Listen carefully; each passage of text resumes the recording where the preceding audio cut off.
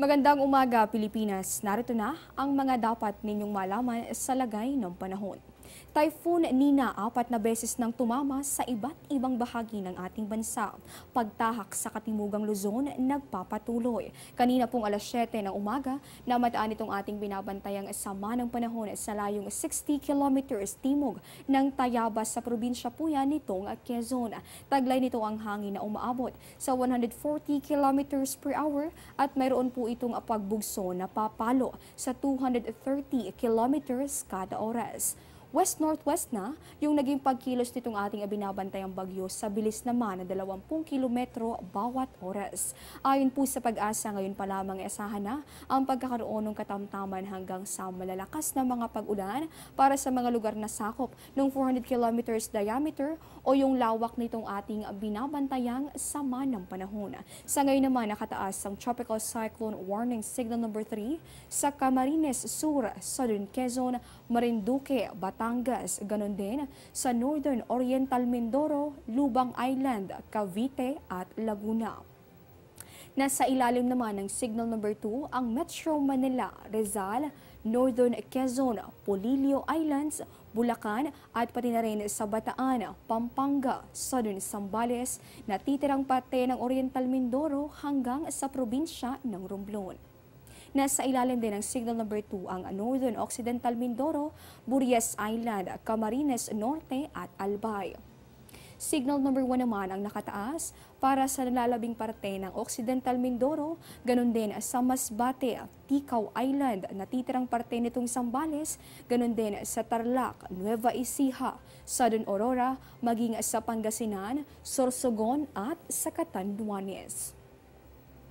Sa puntong ito, balikan muna natin ano-anong mga lugar na ba yung direktang dinaanan nitong ating binabantayang bagyo. So ayon po sa Pag-asa, una itong naglandfall 6:30 kagabi sa Bato, Catanduanes. Pagtungtong ng 9:30 sa kaparehong araw, ito po ay tumama din sa bahagi nitong Sagnay sa Camarines Sur. Kaninang alas 2 ng madaling araw, sunod niyang tinumbok ang San Andres sa probinsya naman ng Quezon, habang ganap na 4:30 ng madaling araw, sunod naman itong naglandfall sa Torrijos sa probinsya ng Marinduque. Ayon po kay Pag-asa weather forecaster Loredin de la Cruz, kung hindi magbabago yung bilis at yung direksyon nitong ating binabantayang typhoon ay posible pong itong mag-ikalimang landfall pa sa bahagi nitong Batangas bago tuluyang lumayo dito sa ating landmass at tuluyang kumilos papalabas ng Philippine Area of Responsibility sa araw ng Miyerkules. At kaugnay nga nitong ating binabantayang asama ng panahon, ang ilang bahagi nitong ating bansa ay patuloy na nakakaranas ng mga pag-ulan. Batay po sa abiso ng Pag-asa, nasa ilalim nitong orange rainfall warning itong Occidental Mindoro, kung saan simula pa kaninang alas 7 ng umaga nagpapatuloy ang mga pag-ulan na maaaring magdulot ng mga pagbaha. Nasa ilalim naman ng yellow rainfall warning ang Batangas, Laguna at probinsya ng Quezon, kung saan posibleng bahain yung mga mababang lugar. Diyan lamang po kayo, magbabalik pa kami matapos ang isang paalala. Be safe tuwing may bagyo. Tumutok sa lagay ng panahon. Manatili sa loob ng bahay at lumayo sa mga bintana para di masugatan kung nabasag ang mga ito.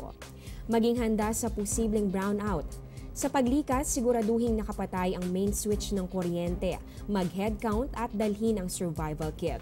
Kung nasa labas, umiwas sa mga puno, poste at anumang bagay na maaaring tumumba o mahulog. Maging laging handa para mailigtas ang sarili at ang pamilya.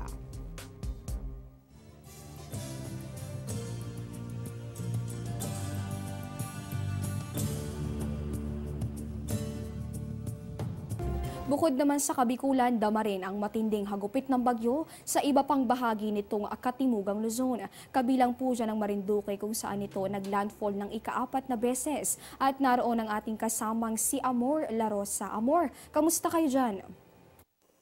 Salamat, Des. Tama, kasalukuyan nakaka-apekto yung bagyong Nina dito sa probinsya ng Marinduque. Andito nga ako ngayon sa Barangay Bangbangalon, sa bayan ng Buwak.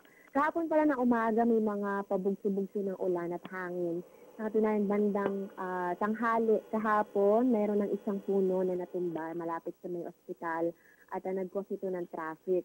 Pero agad na naman itong narespondihan ng mga kinaukulan At kinagabihan, nawalan-wala na rin ang kuryente dito, bandang 12:00 ng madaling araw naman, doon na talaga nag-start yung matinding bugso ng hangin. Napakalakas din po ng ulan. At hanggang ngayon, maririnig pa rin yung mga nagliliparang mga bagay. Marahil din yung mga sanga ng puno. Meron din mga, siguro may mga yero din, kasi talagang yung tama nung nagliliparang yun ay talagang daman-daman, no, mabibigat na bagay din. At nag-check din kami kanina sa may likod, meron na din nagtumba ang mga puno ng saging. Halos matuklap na rin yung bubong namin dito, nakakatakot yung bagsik ni Nina. At talagang malakas talaga itong bagyong to, ramdam na ramdam talaga yung hagupit. At yung pakiramdam, dumadagundong yung hangin sa sobrang lakas, pakiramdam mo umuuga na rin yung buong bahay. At dito sa may kalsada namin, medyo baha na rin, halos umapaw na rin kasi medyo palayan yung tapat namin. So yun, natabunan na ito ng tubig. Sa ngayon, hindi pa natin masabi kung gaano kalaki yung pinsala ni Nina kasi bukod sa medyo madilim pa ay talagang umuulan-ulan pa rin dito, damang-dama pa rin yung bagyo. At parang nasa peak pa rin o kasagsagan talaga ni Nina. At yun nga, natanggap namin yung balita na naglandfall dito sa may Turios, Marinduque, itong bagyong binabantayan natin.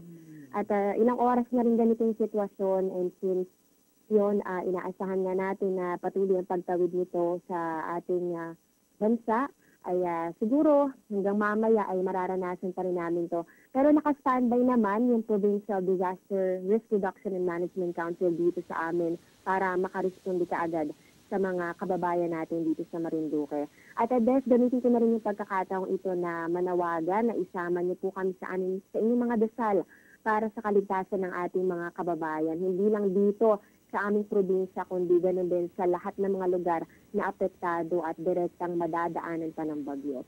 Mag-ingat po kayong lahat. Yan muna ang latest mula rito sa Marinduque. Ako si Amor La Rosa para sa Panahon TV. Salamat, Amor. Makaasa kang isasama namin kayong lahat dyan sa aming mga panalangin. At yan po muna ang latest mula rito sa Pag-asa para sa Panahon TV. Ako po si Desiree Jonio. Magandang umaga at mag-ingat po kayong lahat.